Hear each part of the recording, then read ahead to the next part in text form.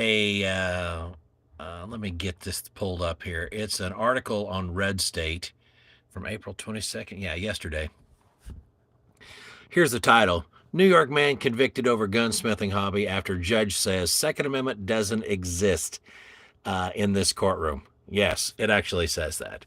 So, one of our volunteers, a good friend of mine, sent this over. Apparently, a Brooklyn man has been convicted of 13 weapons charges after having been arrested and charged in 2022 for building his own firearms. Dexter Taylor says here Dexter Taylor's ordeal could become a landmark Second Amendment case in light of the Bruin ruling handed down in the same year. The Bruin decision is the gift that keeps on giving if you haven't paid close attention. So if you don't know anything about that, you should. The short version is, just to go down through this article real quick so you understand, there's some pretty serious problems here. Some of them should give you a gag reflex. You should start getting you should start feeling pretty guttural with the first sentence of this next paragraph. The jury found Taylor guilty of second-degree criminal possession of a loaded weapon. That's right. Criminal possession of a loaded weapon. So when I hear that, the first thing I think of is, by that oxymoron, I could be charged with criminal possession of a refrigerator that had food in it, or criminal possession of a vehicle that had fuel in the tank.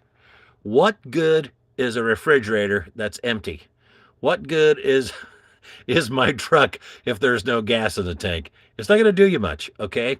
So the idea that he could be charged with a loaded weapon, to me, is just an oxymoron. Now, we're not talking about him walking into the federal building or some prohibited place with a loaded weapon. They just happened to pick him up or execute a warrant, and apparently he had a loaded gun. Yeah, that's enough apparently in New York. So let's scroll down here to some really horrible stuff. Let me go back to his name. I don't want to get that wrong. I don't want to disrespect him in any way. Dexter Taylor's lawyer is arguing, okay, and are working through basically portions of his defense.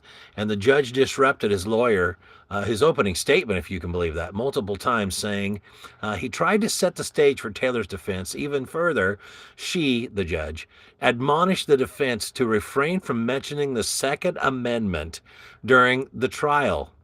His lawyer told Red State, "She told us, do not bring the Second Amendment into this courtroom. It doesn't exist here.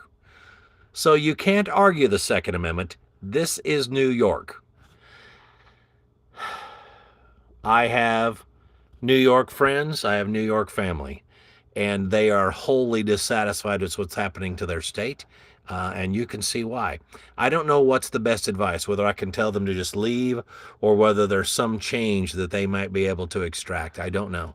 It doesn't look good, I can tell you that. When the judge tells you, I don't care about your civil liberties, your civil rights don't mean anything here, at least the ones I cherry pick that I don't like, that's a really big problem. So I weep for my New York brothers and sisters, and I would tell you be darn careful if you're going to travel there or do any business there.